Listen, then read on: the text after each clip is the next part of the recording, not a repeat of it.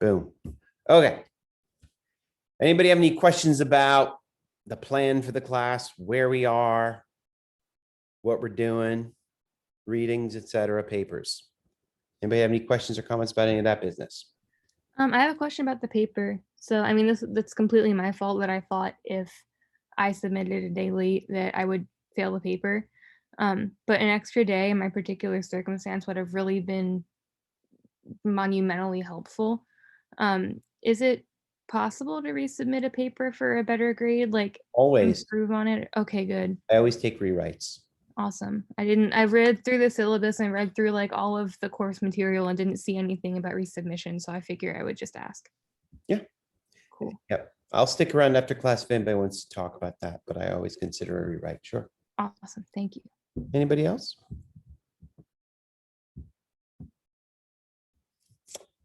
Okay, good. So we're going to do a couple different things today. We're going to talk about death again, just because it's just seems like it's timely. It's happening. Oh, nice. I was in Greenmount Cemetery this weekend. You guys ever been to Greenmount Cemetery in Baltimore?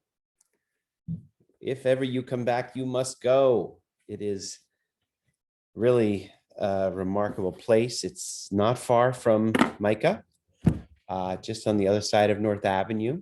You go down North Avenue a couple blocks. Not the safest area, but actually it's right near the Copycat. You can end the entrance is right behind the Copycat. And John Wilkes Booth is buried there, and Johns Hopkins, among a couple other people. So I was walking around there and thinking about death. And I thought I would share something with you that I thought was very interesting, since we are always talking about death in this class. So it's a little bit of an audio clip. And if you've heard of it, if you've heard it before, okay, that's cool, whatever. Yes, the guy from the Ouija board is buried there. That is accurate. And his gravestone is a Ouija board. Okay, but back to me, focus on me. I'm going to talk now about, I'm going to share you a little audio clip. It's an audio clip from Louis C.K., a stand-up routine he did about dead people. I happen to think it's pretty brilliant. And it's like, so it's just like a minute or two. So I'm going to play it, and then we can chat. Thank you.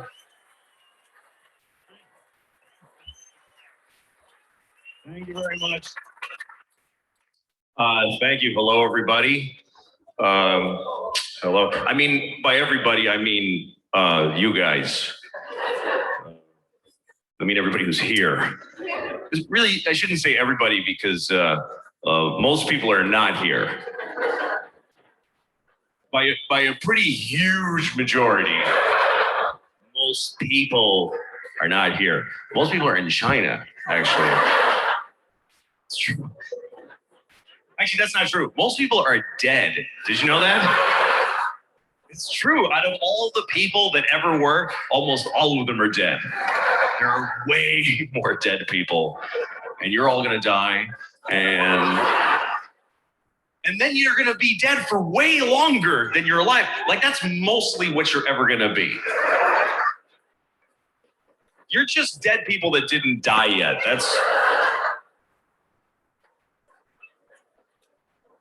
There are so many dead people. Ray Charles is dead. Hitler. A bunch of other ones. But mostly those two guys. And there you have it. Anybody heard that before?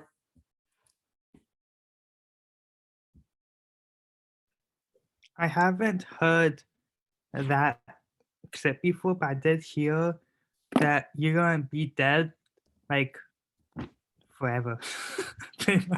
Just like it was like a weird time thing. Like, yeah, you might be like alive for like 100 years, but you're gonna be dead for like 1,000 or something like that. Like, yeah. Right, eternity. Yeah, pretty much. You're just dead people who haven't died yet. That's the quote from there. I thought was the singer. Brittany, that was a live audience, so I don't think that was a laugh track at all. Yeah, I don't know. Anybody have any thoughts or questions?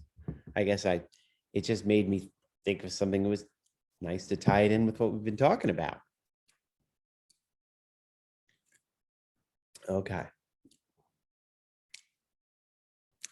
Good. Excellent. Nice.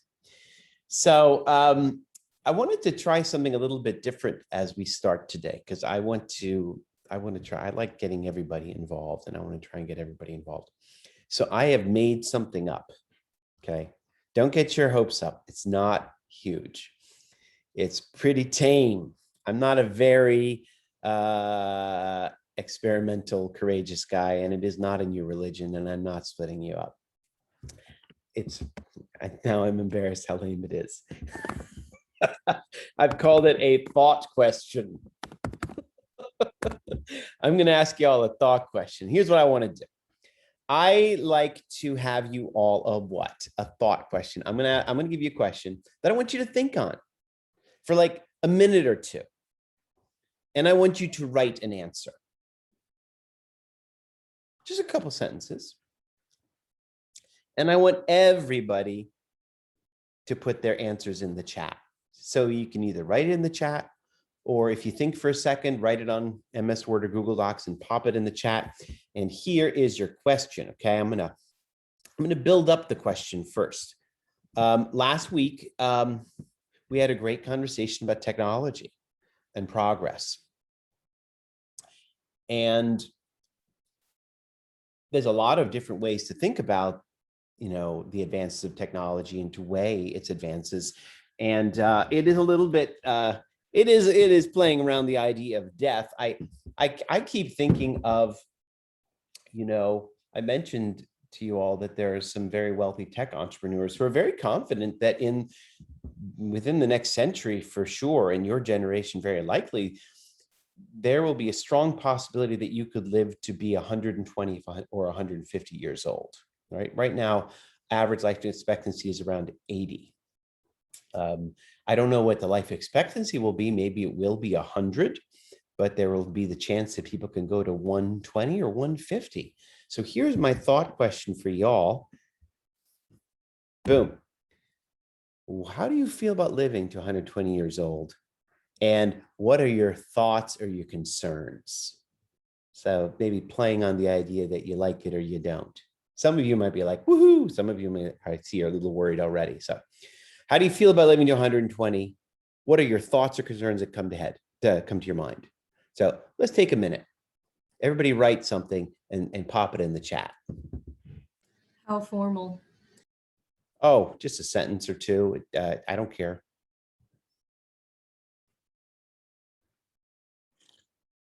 Well, Noah, I want something more than that. Can you say, like, why? Think about it. Take a minute. Think. Thought question.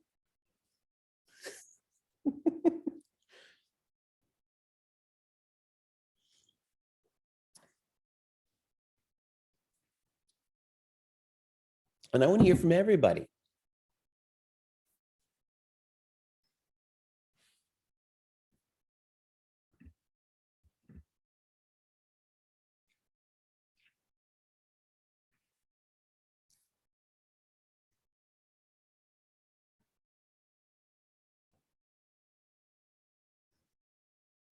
Kennedy, I'd like to hear why.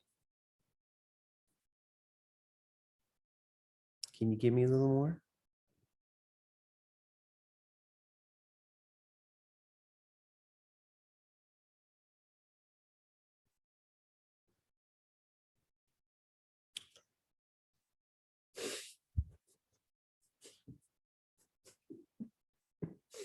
Hmm.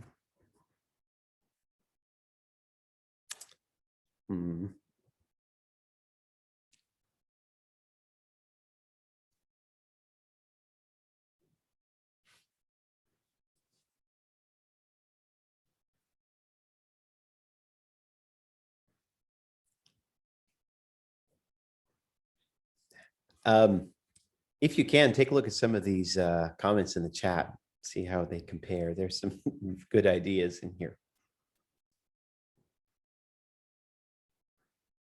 Oh, Rebecca, Jesus.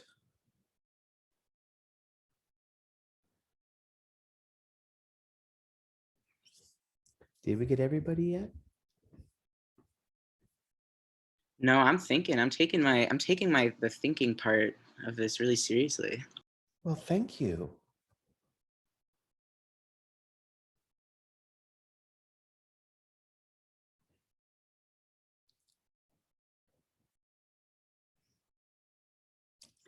If you've already posted, then please read the other comments.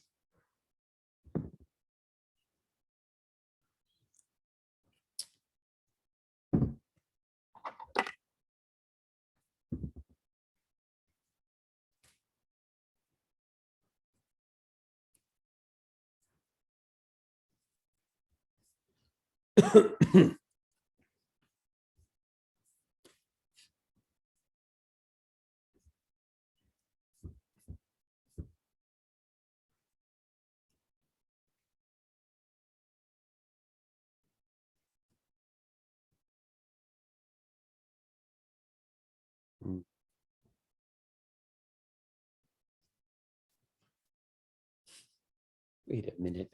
Vampire? M, are you serious? That I want to be a vampire, I'm deadly serious. Right. I walked into that one. Chris. Hey Finn. Hey Finn. Hey Finn. Yeah, what's up? What's up? You What's still up? in the area? Yeah, what's up? What's going on? You better start running. Oh. I'm gonna get you. I'm coming. I'm hustling my hoofies right now. I am. I'm on my way. Is that a vampire joke?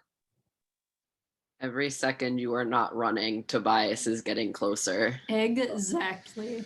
Yeah, And you're my first victim. Oh. God, honestly, I can't wait. I want to be vampire kin. I am is Antonio Banderas from Interview with a Vampire, because it's like I want to look like a sexy vampire, but I want to sound like Puss in Boots.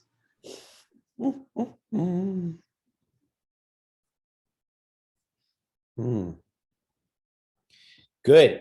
All right. I think I got a lot of people involved here. I hope everybody.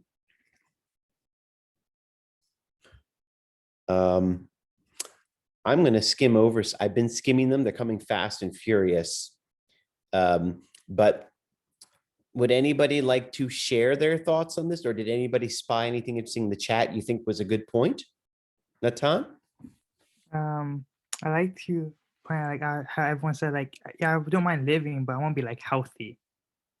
Like, yeah, that seemed for me. Like my goal is to live past the oldest person in the Bible. So I got a long ways to go. But yeah, if I'm like bedridden and I don't have like control of my body or mind and just like sitting there, I don't want to be alive. But if I'm like, kicking and like walking and still like thinking, then go ahead. I'm ready for it. But also I'm kind of scared because things are crazy. We're probably gonna have another war, and I don't want to go to space. Space scares me. Me too. Brittany? Kind of on that same note, I have like a personal anecdote. So I have a grandfather who is 88 and he's otherwise very happy. Like he's on a military pension, so he's taken care of. He has not a care in the world, but he has Alzheimer's, and a symptom of his Alzheimer's is dementia.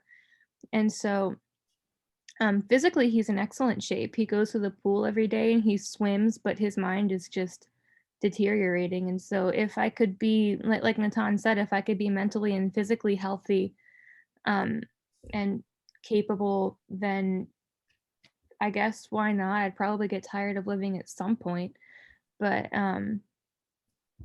if my mind starts deteriorating at the age of like 80 and I still have 45 years to go, like that sounds like torture. Torture, wow. Zach? Yeah, I feel like honestly, like if I could glean like a consensus, it seems like if there's no quality of life. Hey, Zach, you're hard to hear. Can you come closer to the microphone or something? Sorry, can you hear me better That's now? so much better. So much better. Okay, yeah, sorry, I was connected to a speaker.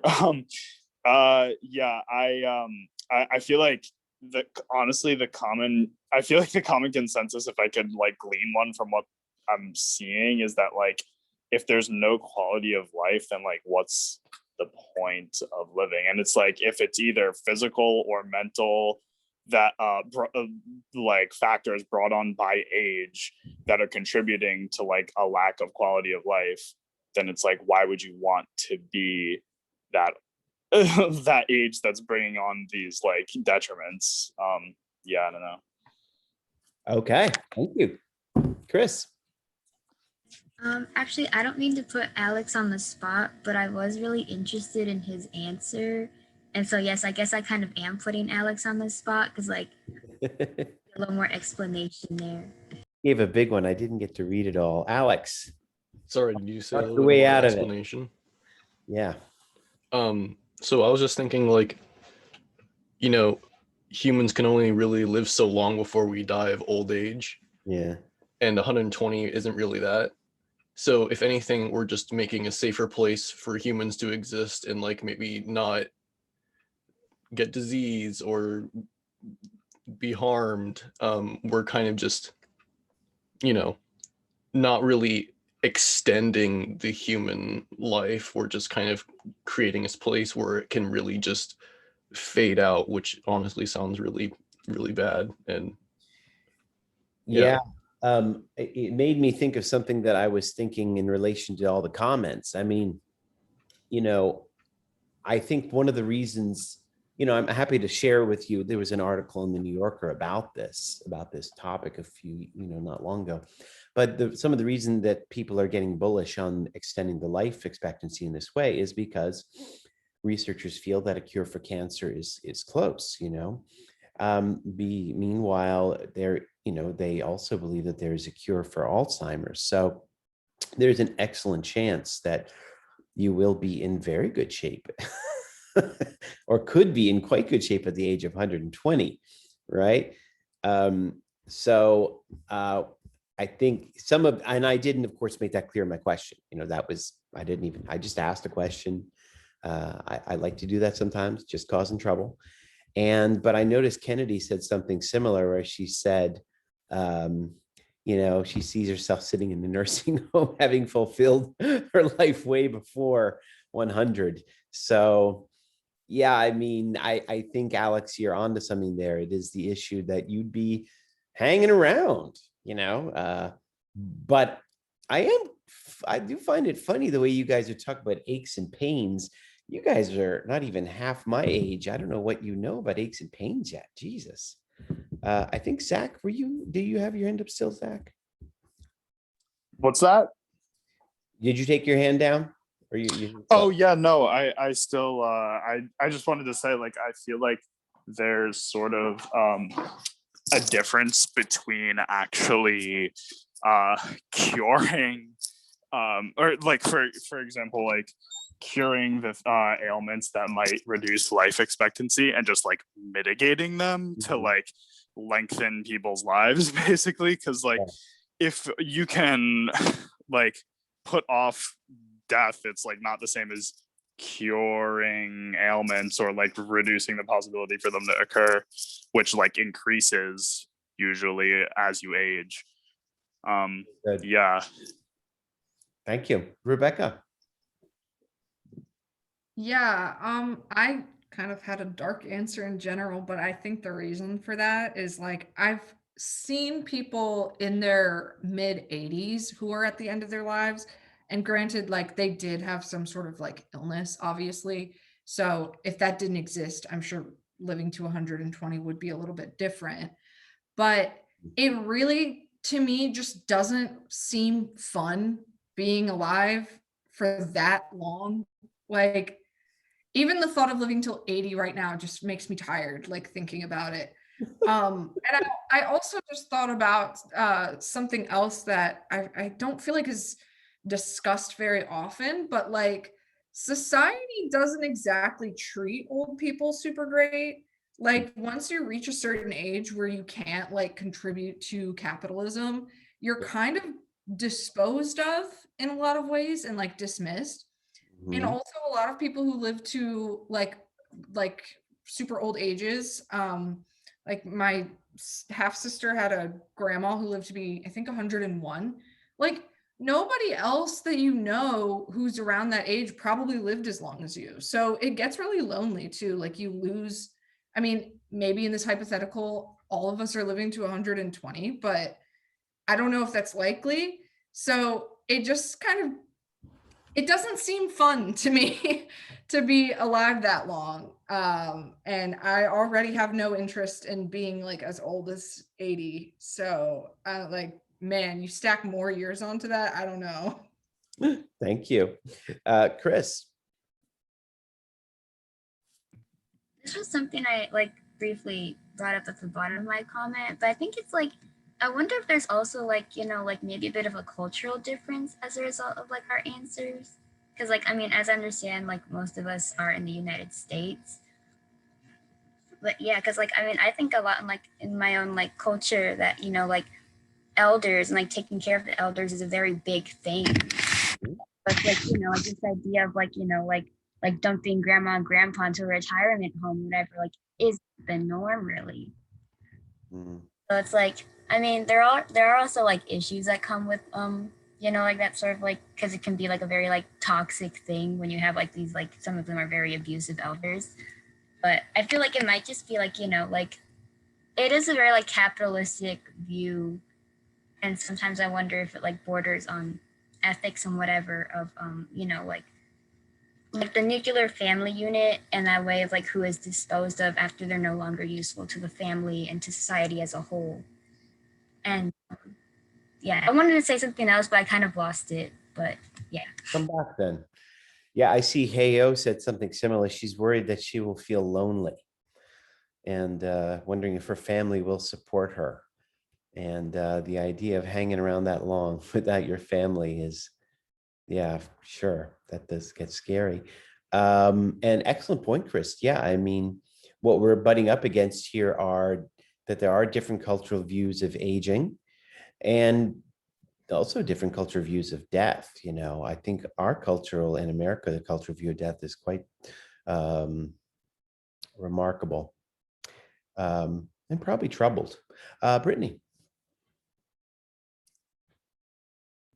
I had a couple sentiments on the like usefulness to capitalism angle. Yeah. So like, let's hypothesize that life expectancy is 120 years, and part of that life expectancy is that your prime years kind of get like extended, like there are better healthcare, like diseases that have been cured. You know, your body, instead of being capable to around the age of like 55 or 60, is now capable to like 75 or 80. Yep. So if that were to happen, retirement would be pushed back much farther. Like you wouldn't still retire at 55 and get to enjoy 30 years of your life. You'd have to work 30 years of your life away, or 30 more years of your life away. And you would still be disposed of when you can no longer contribute to society or to capitalism. That would just come at a later time after you worked for more years. Yeah. So like either way, having a shorter life expectancy just means that you get to work like a dog less before you die. Oh, okay. Woo, this is going dark. Noah pointed out, I think there'd be a lot of people around. That's too many. And and Irish as well, that this would put a lot of pressure on the earth.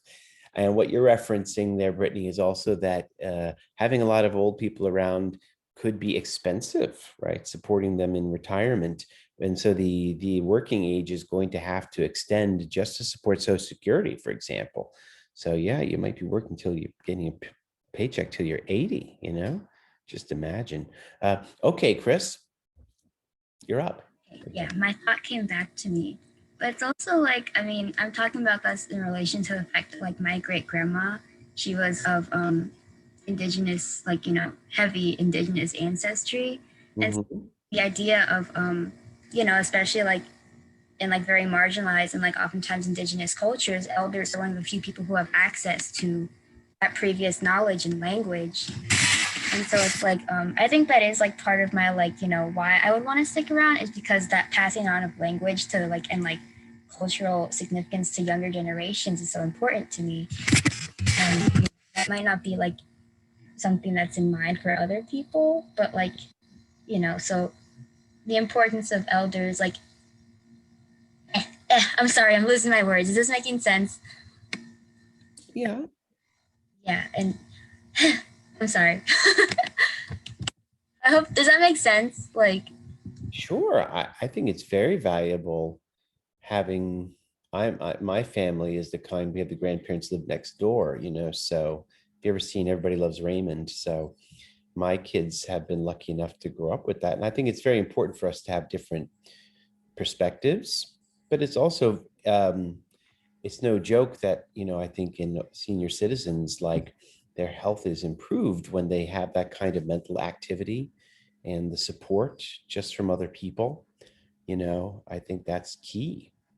But you're absolutely right, Chris, that certain cultures we just have, unfortunately in the American culture, and The Simpsons was always good at making fun of this, that if you're old, you're relegated, you're pushed off to a retirement home where you just die and get out of people's hair. And that's very unfortunate. Yeah, that in itself is a very chilling idea, for sure. That's that, Chris. Anything else you wanted to say to that? yeah, okay, wait, hold on, I have it. Did Zach want to talk first? Sorry. All right, Zach, you go. Oh, if you have a point to make, like, go for it. I'm not in a rush. No, it's bacon. You go ahead. Okay. I was just gonna say that, like, I know that for a country to achieve like population growth, you need to have like births exceeding the amount of deaths, right? Is that yeah. So I don't know. I guess it kind of depends on whether or not like you need to like population growth should be a priority necessarily. But like I guess it could become an issue like if there's a ton of old people and like there's not as many babies being born into a country as there are like people dying. I guess I don't really know if it's like necessarily a bad thing to not have population growth or not, now that I think about it. But well, we would have to, now that you're getting into the weeds, and I love the weeds, we'd have to radically rethink economic priorities, because right now, and basically we would have to, right now, most economies, they stress growth every year, like 3%, 2% growth every year. And we'd have to migrate from a growth economy to something basically along the lines of just a sustainability economy. Because you're absolutely right, Zach. Growth, if an economy is continually expanding, which leads to a higher carbon outprint, by the way. If an economy is continually expanding, then you do need continued demographic growth. And the Earth simply can't sustain that, right? Right now, the population of Earth is about 7.5 billion. They're thinking that's going to plateau around 10 billion by the end of the century. So maybe like humans dying off in larger numbers is actually beneficial to the world. Or we just reimagine economic priorities, Zach. You don't have to get all morbid. No. We could all become like subsistence farmers again. Or if we have different priorities about how we earn money and how much we need and how much we require, It's hard. This is a hard exercise for Americans because we prioritize consumption and economic growth. And we also have this idea of the American dream, where you have to do better than your survival of the fittest. You have to do better than the previous generations. That can't go on forever, Something of a more static model is in line. Yes. Brittany, living in the woods. There you go. All right, Chris, you got it? Yeah, and so it's like, I mean, maybe this is a bit controversial, but like, what exactly is like wrong with like, old people just, sitting around, just, sitting around, just sitting here. And it's like, I think, Rebecca's saying some good things in the chat where it's like this idea of like, there's too many people and it's like, it's not sustainable to have this. And it's like, that does seem kind of like a bit on the verge of eco-fascism to say like, oh, there's too many people, we can't sustain it, because like we can. It's just the systems of, that we use on the planet are not sustainable to the planet, and we choose not to make it sustainable to the planet. You asked an excellent question there, Chris. There were so many people. There were two strains in the conversation. One strain, by the way, I'm laughing over Brittany here growing bodies from trees. That is disgusting. Anyway, and it is the other way around. There were two strains. One, everybody is afraid of aches and pains. Okay. That is very legitimate. Your body will break down over the years, and it's just the way it is, for example, we now have more knee and hip implants done because people are living longer and their joints are wearing out. So, you stick around, you're going to have a new hip at 80. Prince had one at 50. Of course, he was doing something special. But anyway, back to the topic. The other thing that Chris points out that I notice is everybody's like, I'm going to be bored. I'm like, really? You're going to be bored? That kind of surprises me.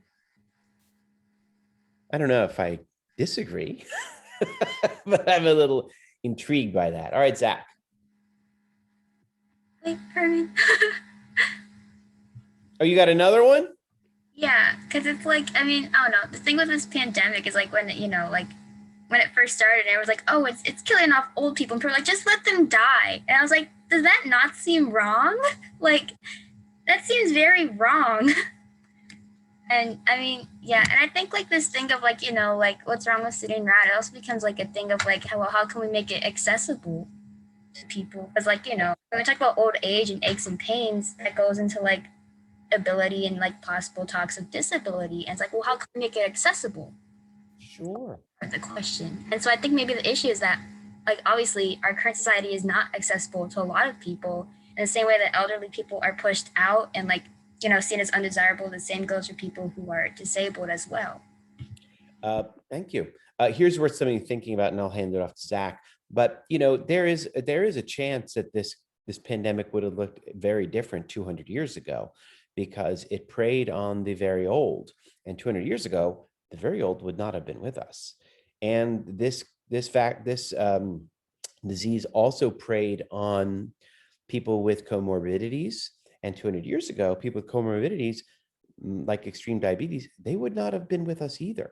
So in a way, you could say this pandemic was especially deadly precisely because of our medical success. It's kind of remarkable to say that. All right, Zach, you got the floor. Yeah, I guess I just wanted to like note a difference between like, I guess I just kind of wanted to defend myself and say I'm not a fascist. I don't think that people should die. Yeah. I just wanted to say like, I think there's a difference between saying like, if there were less people that existed, the ecology would probably benefit, and saying that people should die and that's the only solution. I just wanted to say that and put that out there. That is all. I am sorry I even affiliated you with that position, Zach. That was unintentional on my part. No, nobody's fault. I just wanted to say that. You're a kind-hearted Micah student. I know you would never think such a thing. Chris, did you want to say something else? Cool. All right. I don't know what QQ and TT mean. Can somebody enlighten me, please? Their faces. Those are faces. So like the T-T is like the base of the T is like tears.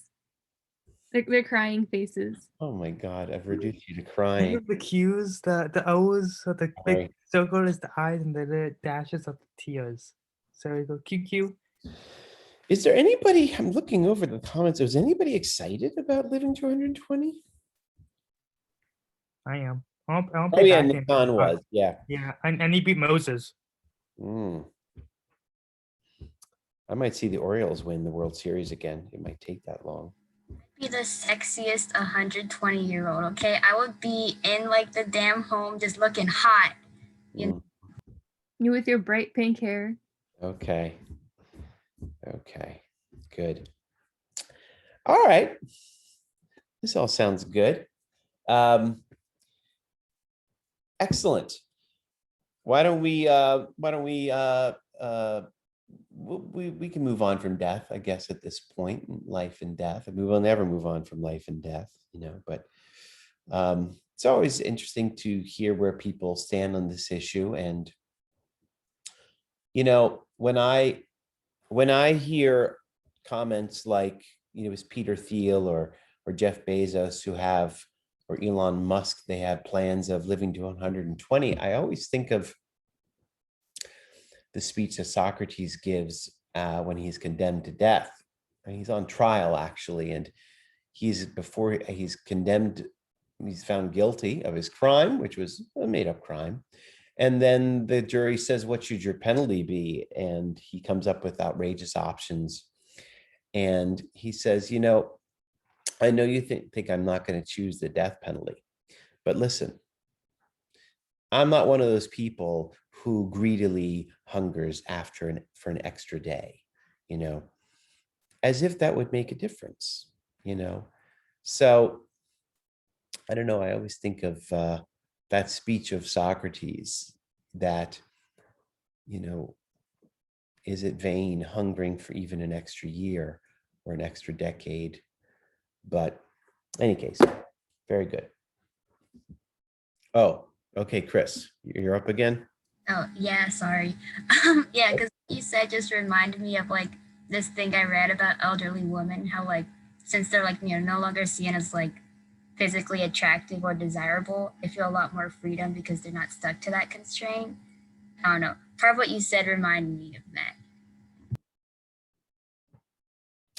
I have to say, my parents, they're in their upper 80s. They just went to a retirement home. They are living large.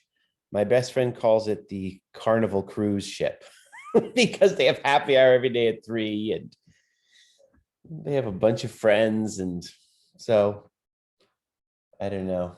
That all looks pretty good, I guess. I don't know. I'm not even thinking about that yet. Gotta work. I don't know. Yeah.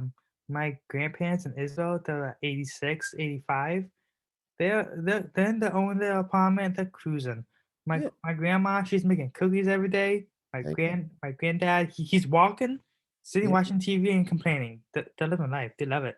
They have good weather, I bet. You know, that makes it all hot, humid, the best.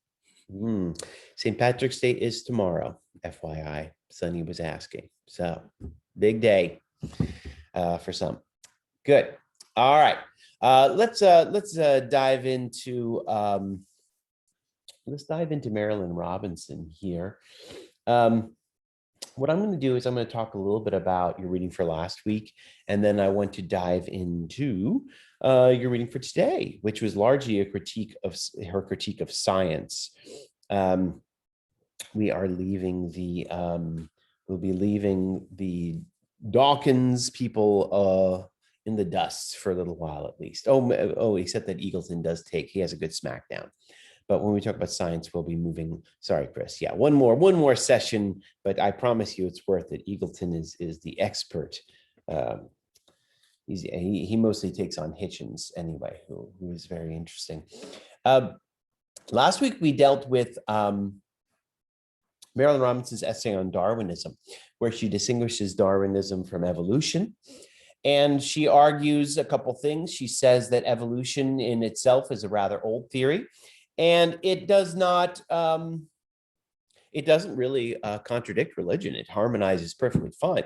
Where the problem is Darwin's appropriation and subsequent interpretation of evolution theory. And, you know, we talked about the context in which that theory was packaged. Darwin understood it and developed, interpreted it, and packaged it. And this was inspired, at least in part, by Malthus and in the early 19th century, his concerns about overpopulation. Speak of the devil. We were just talking about this, but he was the competition for resources, and Malthus felt that there would be this kind of natural competition. You'd have a survival of the fittest, and the poor would die. And this was a popular idea that was propagated throughout the British Empire at the time to justify, their imperial mission. And Darwin, he lays out his theory in that context. She says a couple things. She says that there is no consideration of mind in Darwin's theory. He doesn't think of mind as a marker of fitness. Fitness is a big discussion we took on last week, because of course the saying is survival of the fittest. And she points out that statement actually means nothing, because the fittest are really just the survivors, survival of the survivors, big whoop. Because fitness is a very dodgy term, right? Apparently mind has nothing to do with it, right? Mind has nothing to do with it. Darwinians seem to praise complexity, but Em is right. The amoeba is doing a great job hanging out and enduring, as are cockroaches. I have become more and more convinced that mice are a force of nature. I have a shed where I keep all my my chicken feed. There's nothing I can do to protect that chicken feed from mice. They are an indomitable force of nature that burrow. I've hung my fucking seeds from the ceiling. They climbed up that shit and they ate it. And I went in there. They made a nest in my seeds over the winter. I don't hear Dawkins saying enough about mice, but we should all praise mice. They're unbelievable. So, and she points out that, where this gets kind of dark is, we talked about the example of Tasmania and the example of Ireland. Fitness can also mean a kind of cruelty, just a rapacious cruelty. And, what do we make of that? And by the way, this cruelty that we're talking about here is a marker of human destructiveness, right? One of the reading questions I asked Fiona last week was to, her view of what makes humans unique. And we see this again today. One of the things that makes humans unique is that we have, and how we stand out from other creatures, is that we have a propensity for destruction, an extreme sadistic side. How fit are we, by the way, if we are the species that in our great complexity may be pushing the planet to destruction? We are, as far as I can tell, you can tell me if I'm wrong, we're the only species that has flirted with destroying itself, and what does this mean for evolution? That seems to be problematic, to say the least. Let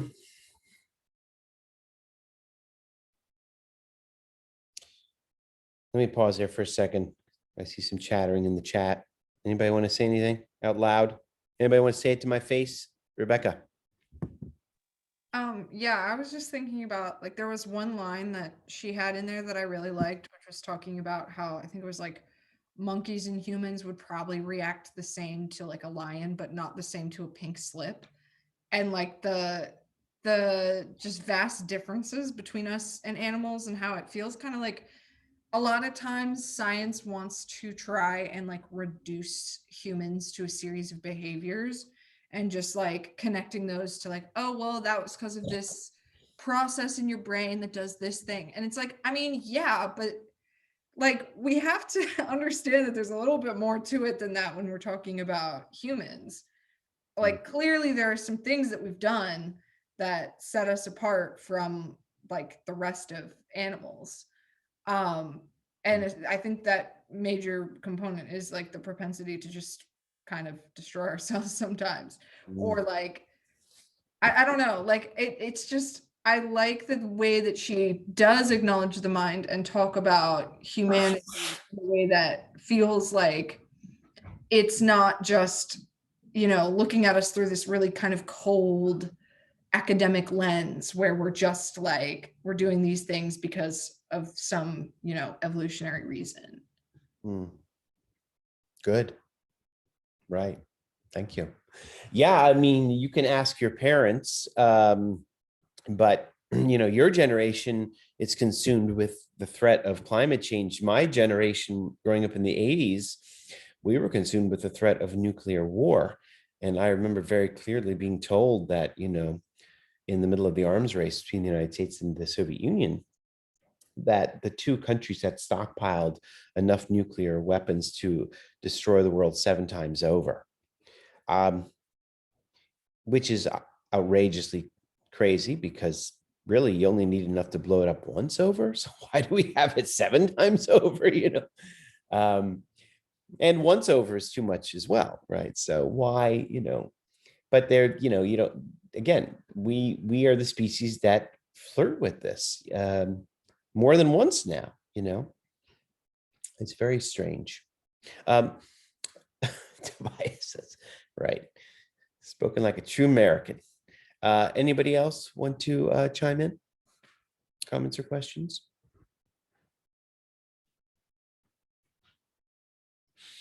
The other thing we talked about last week is how her argument that Darwinism has a really hard time understanding our social aspect, our social nature. It doesn't understand how to, it cannot explain it. Darwinism insists on our selfishness, right? That's the key to survival. And if we are so selfish, then how do you explain love? And how do you explain altruism? And this was on page 50 and 51. We looked at some examples put forth by Darwinians, and this might be a nice research topic for somebody later at the end of class to look a little deeper into evolutionary accounts of love, if you're interested. But I think the argument was that if you have a child, you want to see the propagation of your DNA, right? Which I objected to. Doesn't sound right to me. Charitable giving, people give out of charity. If they give according to a television appeal from people that don't look like them halfway across the globe. I think the evolutionary biologist in that case said, this is a quote on page 51, 52, that, our minds are being tricked into thinking that that person's suffering is near us. And if we are in the same situation, then there would be a reciprocity, which again, that seems like an unnecessarily complex account. I think she would like to say, what's the simpler account? The simpler account is that we genuinely feel for that person. And we don't want anything in return.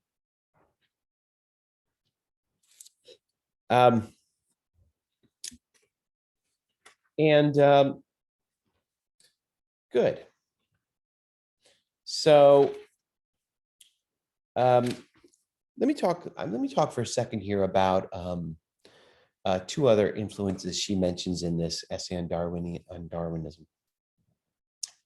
She talks about Freud and Nietzsche, and we haven't really talked much about Nietzsche at all, but I probably will. Let me see if I can. Is there a show of hands? Who's read Nietzsche in this class? Anybody? Okay. Nietzsche is very often misinterpreted, unfortunately. If you read him, he was appropriated by the Nazis. His sister was a Nazi, and when Nietzsche dies, when Nietzsche first becomes comatose in 1890, and he's kind of in like a stupor for the last 10 years of his life. His sister takes all his works and basically, hypes up the fascist seeming and definitely the anti-Semitic seeming themes in the work. And then when Nietzsche dies, he dies in 1900. And with the rise of the Nazi Party, he is seen as a proto-Nazi thinker, and that is not entirely fair. I mean, I think it's just straight unfair. But Nietzsche, she argues, and Freud together add some components here to the brewing atheism. You know, you have a couple of this atheism that is coming out of Darwinian thinking is aided and abetted by a strong dose of Nietzsche and a strong dose of Freud. And let me explain what that is. Her principal argument is that where Darwin really, or Darwinian thinking really objects to Christianity is not on the notion of the divine. It's not even on the metaphysical question. It's about the ethics. And we talked about this last week. The Darwinian idea is survival of the fittest. It's all about competition. It fits very neatly with incipient capitalism in the industrial era, in the early 1800s.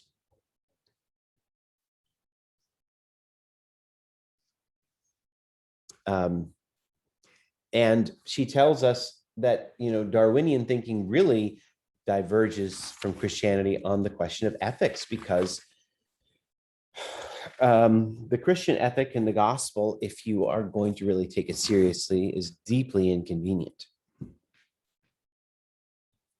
You have to turn the other cheek, and you have to share and share alike. And, you may not accumulate goods for their own sake.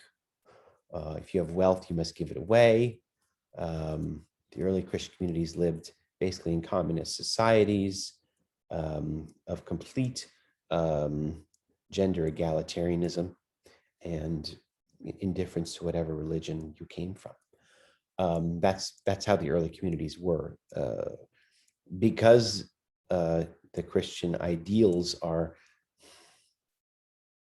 so difficult to adhere to and so upsetting for some, it has been ignored repeatedly throughout the centuries. And in the case of Darwin, there was an objection to the idea of, love your neighbor and the idea of charity, right? Nietzsche's thinking, she argues, and by the way, for those of you who are interested in following along, this is on page 55, 56, she talks about this.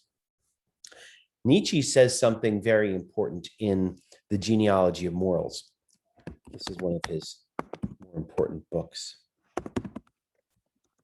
He talks about something called slave morality and master morality.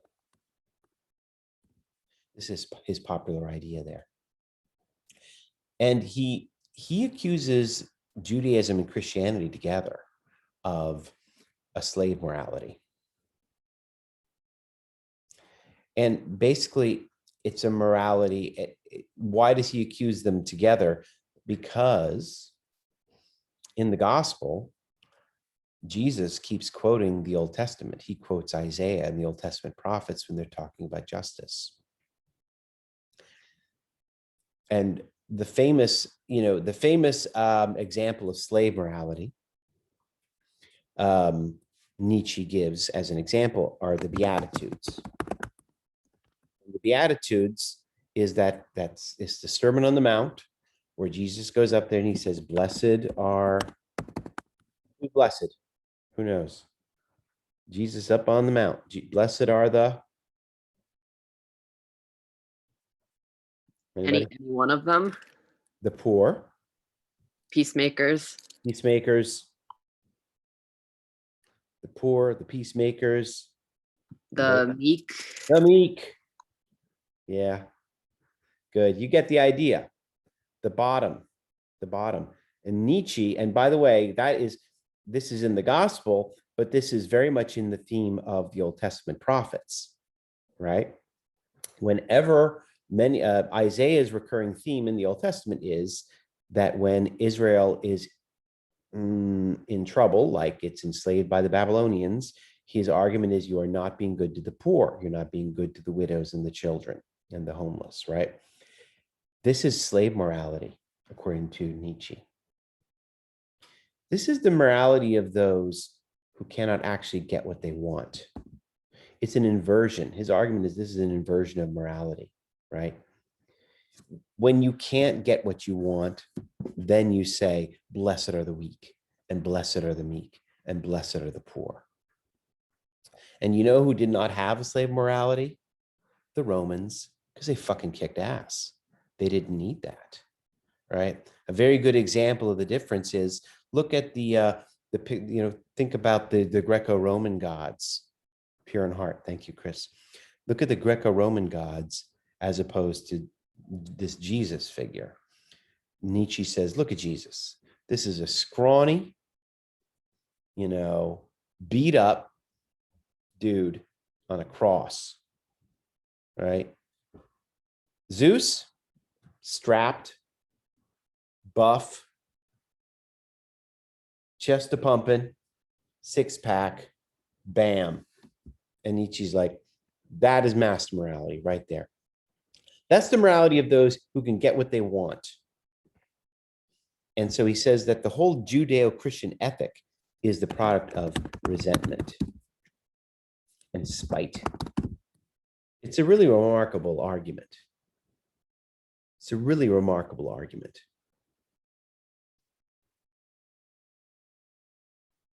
You only say, blessed are the weak, the meek, and the poor when you are not a master, when you are not a strong, and you cannot get what you want. Now, this was interpreted to be anti-Semitic because he talks about the Jews, but he's zeroing in on the Old Testament and the New Testament, right? And by the way, he's an equal opportunity critic of Socrates as well. That's a long argument. I'm not going to get into that.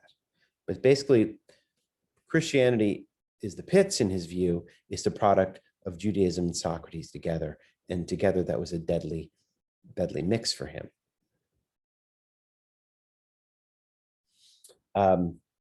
Yes. And it is a messy picture, of course, because the Nazis, in many ways, they thought they were exemplifying master morality, But again, so this is on page 55 and 56. So what's the issue here? The point is, she says, Nietzsche compounds, he builds on this critique of Christianity, right? And we get, it's this critique of the Christian ethic, right? Only losers care about the poor and the weak, essentially. That's how Nietzsche is read. I am much more ambivalent about Nietzsche. I think he's a much more nuanced picture, but I'm not going to get into details about it. This is right. This whole idea, she says on page 56, is, was used by people like Nietzsche's sister to articulate this idea of culling the degenerates, right? And you see that in the Nazis, this culling of the degenerates. Nietzsche, very dangerously, of course, he didn't know it was dangerous at the time, he talked about the ethical ideal as being the Übermensch. Put in the chat, the Übermensch, which in English really has a terrible translation. It's often translated as the Superman, which is, I never really like that. I'm a big fan of umlauts. That's supposed to be you with an umlaut. So I always try and say an umlaut whenever I can. So I'm going to say Übermensch. And Finn, German is a fun language. So I'm glad you're learning it. There you go. Übermensch. So the Übermensch, he is the moral ideal. And you hear echoes of proto-Nazism. The Nazis jumped on this at a later date and said, oh yeah, this is the Aryan ideal. That's what he's talking about, who takes no prisoner, who is a eugenic model, right? Just one last point about Nietzsche. The absolute proof that he never would have been down with the Nazis, he hated German nationalism. But anyway, that's for another day. Now, the other big thinker, and I have nodded at this in class, is this is around page 56 on, she talks about Freud was the other lethal ingredient that really makes Darwinian thinking very toxic.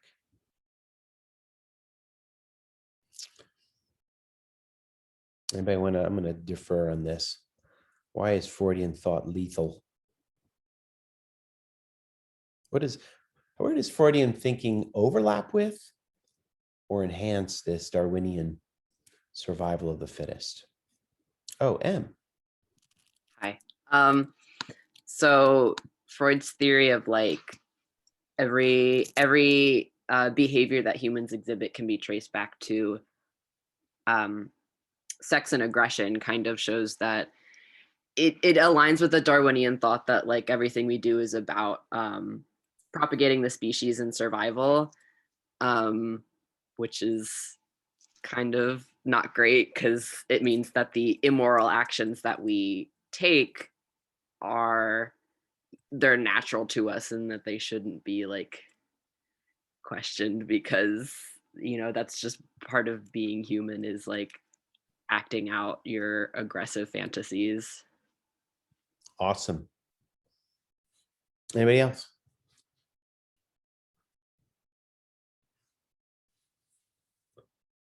Yes, Sunny.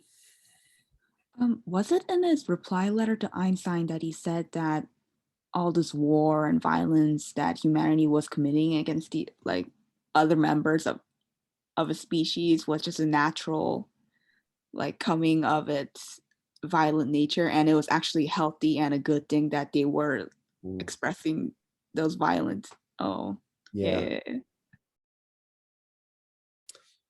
Very good.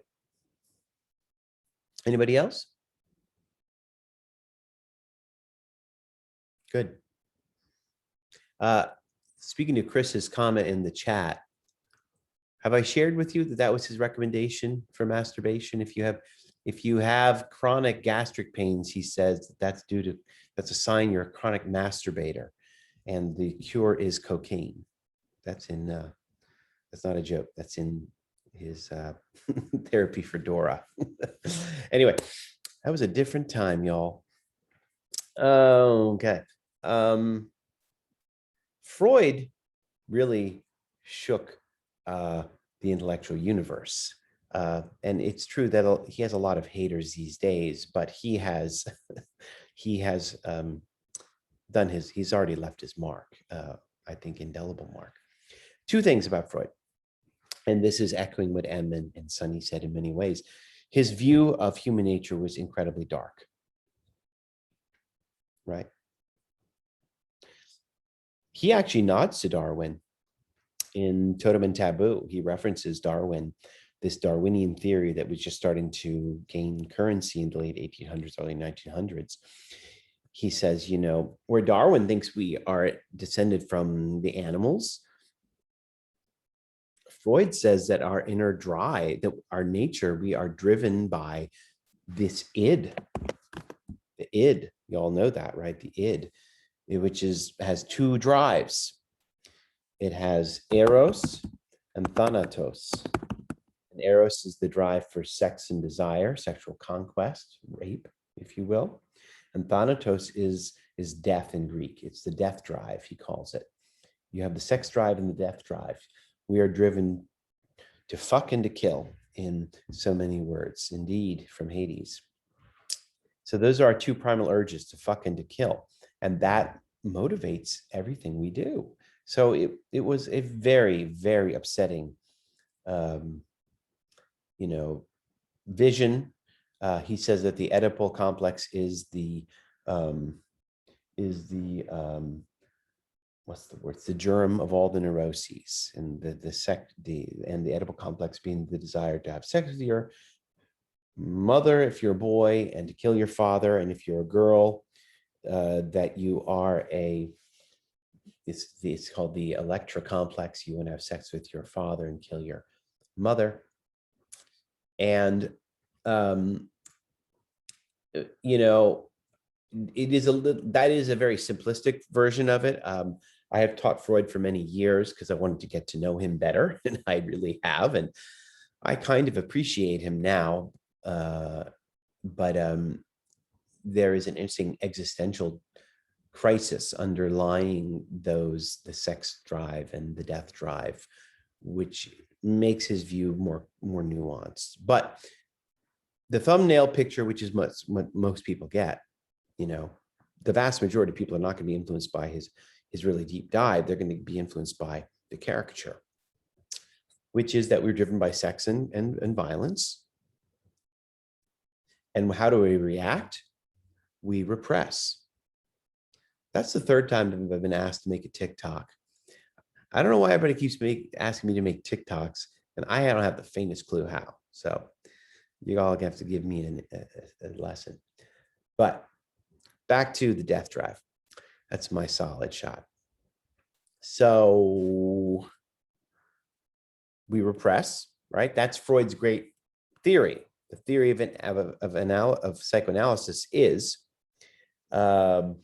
we repress our drives because he says they're unproductive for society. You know, when you're a teenager, you learn that you have to get rid of you cannot live with your, he calls children children are polymorphously perverse. Children are perverts. We like to get sexual satisfaction from a variety of different ways when we're little. And as we come into older age, and by the way, children are also sadists, but you all knew that already because you were in middle school, right? Our naturally sadistic ways and our naturally perverted ways as we enter society must be negotiated. There are two options. Repression is the easiest one. That's what most people do. They repress or they sublimate. Sublimate is basically channeling. You have to find different ways. If you are a naturally sadistic person, take up lacrosse or football. If you're a pervert, I don't know, I forget. There's a variety of ways the variety of things you can do. He has a famous essay where he talks about how, you know, anal retentives, that is a kind of sublimated character trait. It is a channeling of an earlier perversion. Anyway, and I think M said this, or maybe it was Sunny, one of you guys said this, right? You become an artist. Actually, art is a very important sublimation for him. They're expressing the id is good. Expressing the id is good. It's like letting off steam. A certain degree of violence and sexual aggression are not frowned upon in the world of psychoanalysis. Okay? Because the alternative is that they were repressed and they develop into symptoms.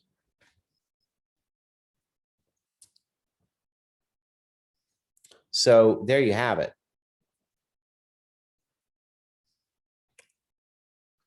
Freud meshes neatly with Nietzsche. And taken together with Darwinian thinking, you know, the three together, you know, they point out that the Christian ethic is more than inconvenient. They argue it's unhealthy.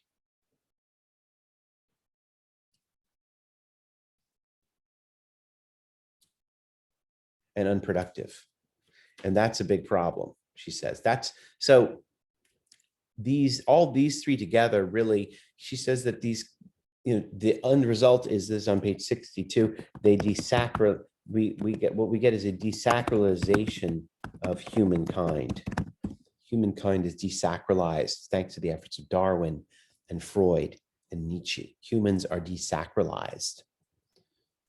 The other person, the human being himself, herself is not sacred, and the other is not sacred. The other in the Freudian realm is the target of your aggression, or in Nietzsche's realm, maybe the worthy target of aggression, you know, so.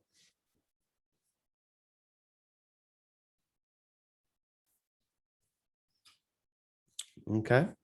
I've been babbling. Questions, comments?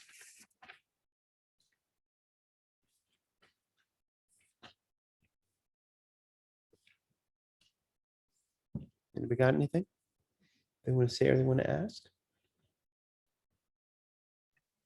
For me, you did say that you didn't really want to explain too much, but what was Nietzsche's like proposed solution to all this? To what? To like what he saw was German nationalism and like just the general affair of things.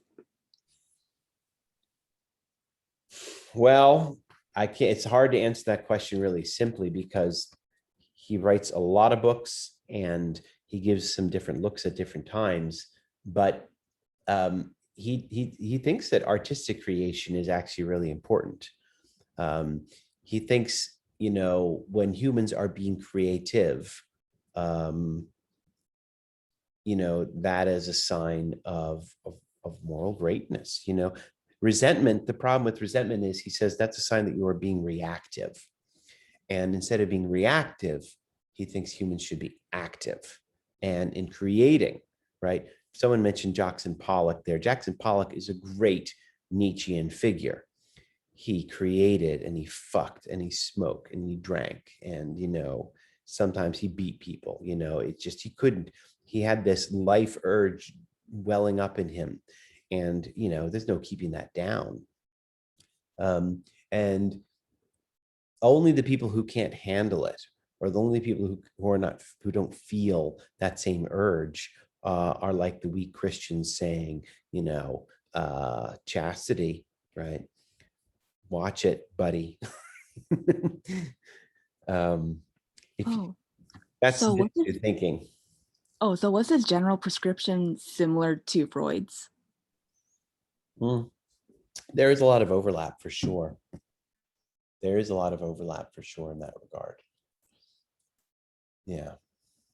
Nietzsche's was more along the lines of cultural cure and cultural prescriptions. And Freud, of course, was in the business of psychoanalysis. He was going to prescribe a therapy for patients, right? That was his idea. Anybody else? Any other questions? It's funny, Nietzsche, and I'm keeping my eye on the time. I do want to spend some time talking about your essays for today, at least getting into them. It's funny, and maybe I'll talk about this next week so we have time, but Nietzsche was very influential for 20th century atheism. And yet he doesn't spend any time at all disproving the existence of God. He is very, very, very critical of the Judeo-Christian God, very, but more as like a moral personae. But he doesn't get into this business like God doesn't exist because blah, blah, blah. That's not his concern. It's interesting. So she's totally right. She says, again, that Darwinian thinking really took its departure from Christianity on the issue of moral questions. And that's exactly what Nietzsche did. Nietzsche never says, I doubt the gospel because I don't think this thing called God exists. He never says that. Does he doubt God exists? Absolutely. But he never gets into that. He just starts by saying how he thinks the Judeo-Christian God is the pits and moves on. So I promise you, I will open next week getting into Nietzsche a little bit more. I can talk about that because I do think Nietzsche has had a much bigger influence in the 20th century in a lot of ways. And it took a while before Nietzsche's influence really was felt. It took a good 40 to 50 years.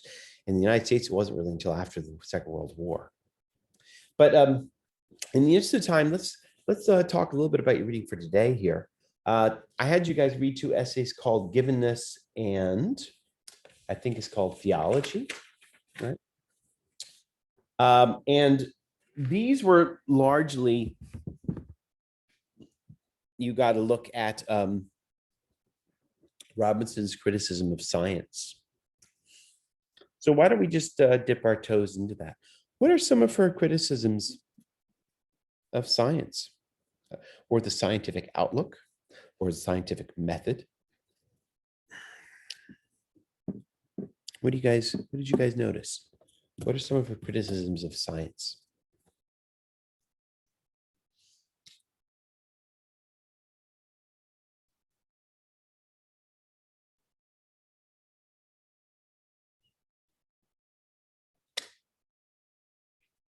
Wasn't she talking about that it was like boring? He was like, nobody cares about this because there's not a lot of awesomeness in it. Oh, I don't know about that. Really? Well, I mean, like I agree, but it's like that whole thing about how science seems cold in comparison to religion. Okay. Yeah, she called science like reductionist and like basically said that science is too clinical to explain some of the visionary experiences that people encounter. Good. Rebecca, did you want to say something? I was gonna say literally what Brittany just said. So, Well, when we talk about what is reductionism, when you say the science is reductionist, what does that mean? It's I don't know, the metaphor that helps me is like when you say like I put this in my response, but it's like human beings are composed of stardust, and then a scientist is like busts out the periodic table, and you're kind of like, oh, okay. Like, like it kind of, to some people it might lose its magic, but nerds are like, wow, look at all these elements. I don't know. All right, Rebecca. yeah, I mean, I think what she said is like that it evades the great fact of complexity. Like it's kind of what I touched on before, like when I was talking about the pink slip. It reduces you to like just a series of behaviors or like a series of chemical reactions in your brain. And so there really isn't anything like interesting about that. I think it kind of gets rid of like imagination. Like it's the same when people try to use science to explain paranormal activity. Like you'll be like, oh my God, I thought I saw a ghost. This crazy thing happened. And your mind's thinking of all these different possibilities. And then somebody's like, actually, that was just a thermal anomaly. And, it can be explained because of this. It's like, okay, who cares? Like, I wanted to say I saw a ghost. So I feel like it just kind of tries to like reduce things down to like these simple explanations where there might not always be a simple explanation. Like love can't really, like you can't scientifically describe that in a way that would satisfy most people, I think. Awesome. Thank you, Chris. Oh, yeah, I think Rebecca touched on a lot of what I was gonna say, especially like, like when we talk about love and then like people might reduce it down to like, well, you feel attraction because this, that. And it kind of takes away like, like the very human like experience and emotion and like individuality that we have, because it just, places everything down on a level of neurons that fire. And, like it takes away a lot of like the beauty of, like these emotions and feelings and experiences when you bring it down to such like a simple mathematic scientific level. Awesome. Good. I'm gonna share something with you here that I think kind of sums up or epitomizes the reductionist move or the reductionist thinking in modern science. Now, keep in mind, she often raises the issue like science didn't necessarily need to turn out this way. Science, she also has a similar point where she says, scientists don't tend to be awed by the universe, but it didn't have to turn out that way. They could, Einstein was, but many are not. It's funny, as science could produce a religious view just as much as it does, just as easily as it doesn't. But Descartes, this is the title of a book that Descartes wrote later in his life, Animals Are Automata, or maybe it's Animals as Automata, excuse me. And Descartes, who lives in the 1500s, is one of the early champions of a mechanical way of thinking, right? The body is a machine, right? There was a song by the Police many years ago called Ghosts in the Machine. And that comes from a Cartesian way of thinking, like what we are a ghost in the machine. You know, we are a soul trapped in this body that is a machine. And that's how early modern science thought of the body and never really escaped it.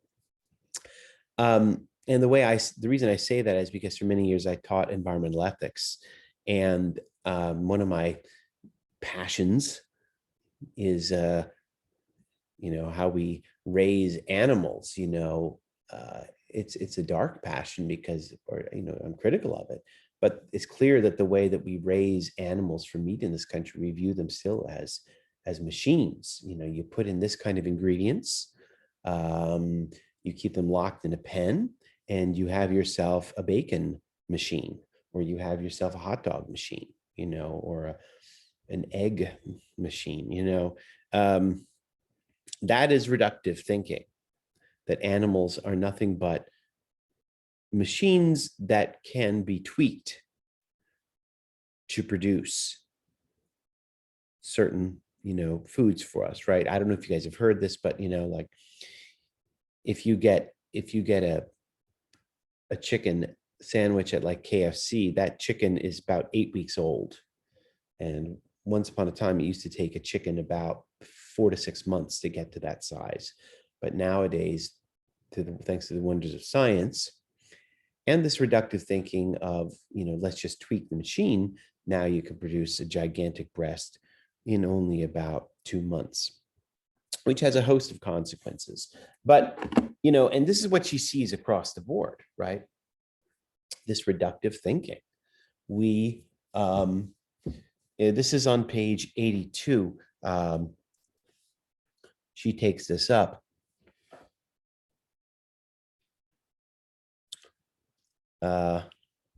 And, this reductive impulse of science has greatly impoverished us morally, socially, spiritually, and politically. And at the very least, religion does not make the mistake of reductionism. It goes in the opposite direction, if anything. Here's a beautiful quote on page 82, by the way, in the middle.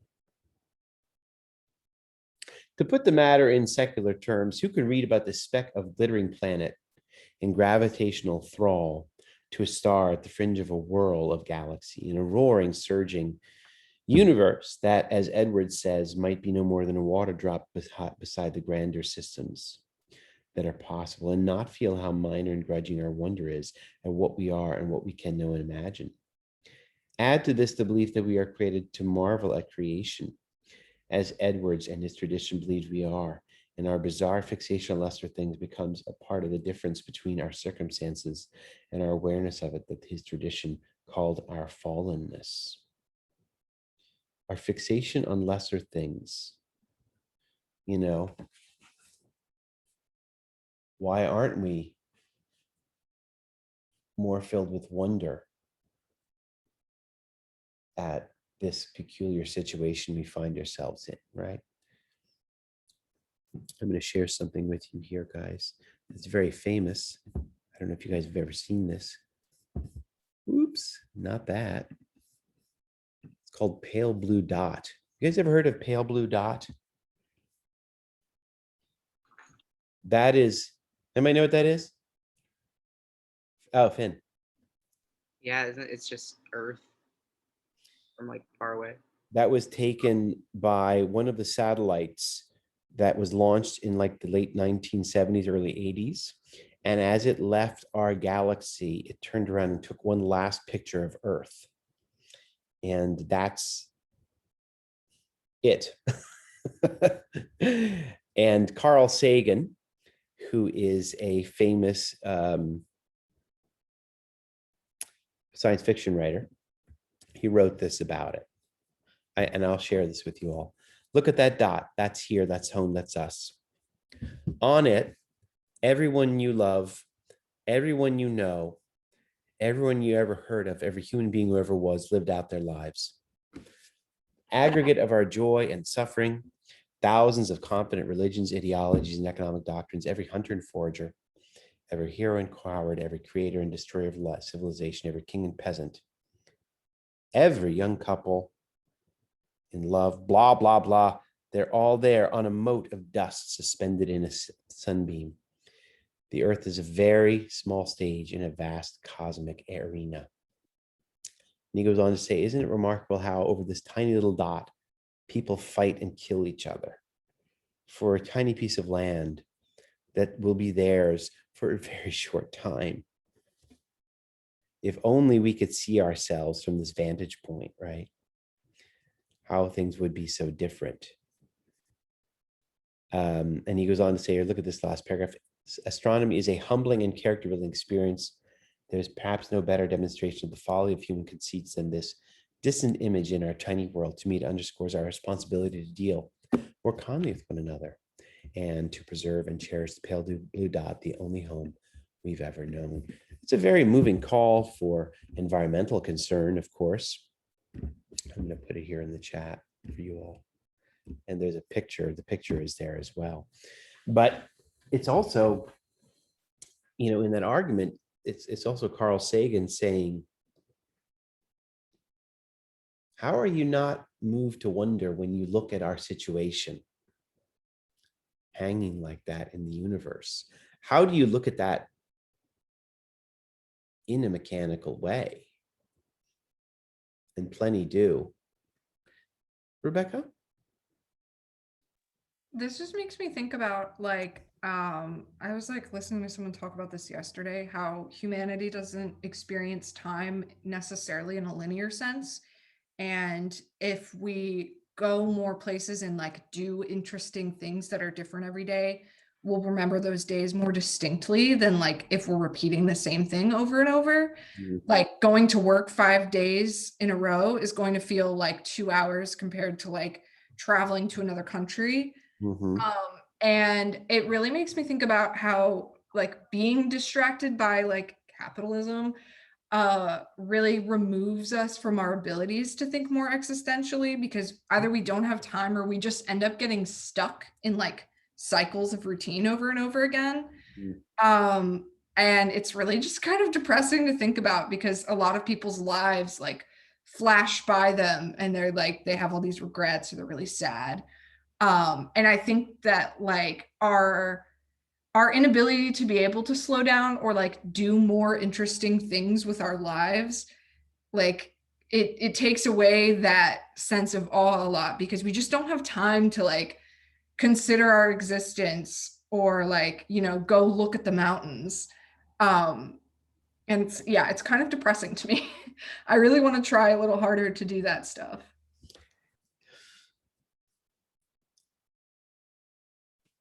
That was very good. Yeah. It's hard to escape the reductionist thinking. You know, it's hard to get out of that. It's very easy to think in reductionist terms. I need to think more on that, but that was very good. Anybody else want to chime in?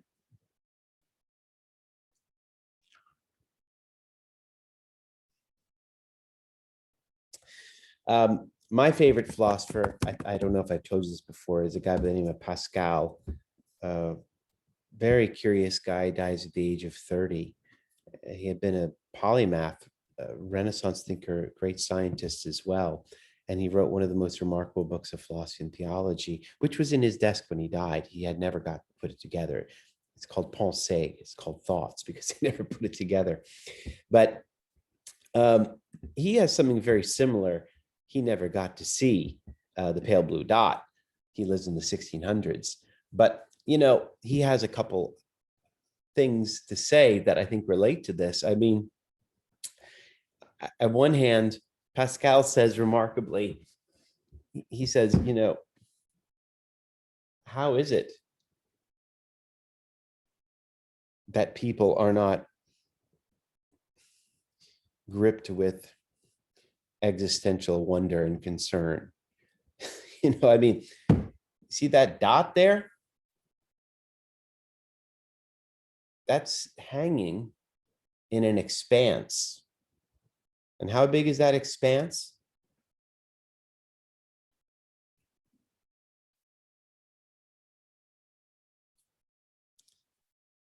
Who knows? Infinite. Just try and spend some time thinking about infinite space. And then here we're returning to Louis C.K. This is a wonderful class. I've done a masterful job today thinking about infinite time. If you ever spend some time really thinking about that, you can't think for long because it will fucking blow your head and drive you to drink. And Pascal, who was one of these existentially minded people, he says, you know, how is it that more people don't think about this? Or do they all? Are there many who never do? I think about these things when I go to the football game and I'm looking at all at the Ravens game, looking at all the people like in their camouflage, blowing their whistles. Like, do they think about the fact that the universe is infinite? I haven't drunk enough at that point. I'm asking myself these stupid questions. But Pascal says something else really remarkable. He says, when you think about the fact that that's where you live, on that little dot hanging in the middle of an infinite universe, in infinite time, it is remarkable that any of us are sane.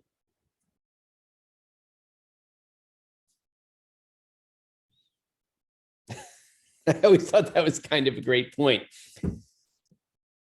What the hell is, you know, I think sanity is a remarkable excuse in that case. We have all the excuse in the world to be fucking insane when we think about ourselves in this way. And it is the fault of modern science to ignore that completely, utterly. To ignore the wonder of our situation. And to treat all of natural life in that way, right? I think that's also remarkable. I've been babbling. Questions, comments?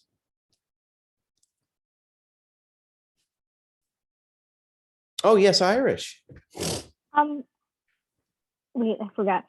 So like it just reminded me because I love Jason Silva. I think he was that host in Brain Games, but he has like this YouTube channel and he just talks about life. And then there was one thing that he talked about Rilke and Freud having a conversation about entropy and how like one day Rilke just looked at a flower and got really sad because he realized the existential like the ending of like this beautiful flower, that everything's gonna end.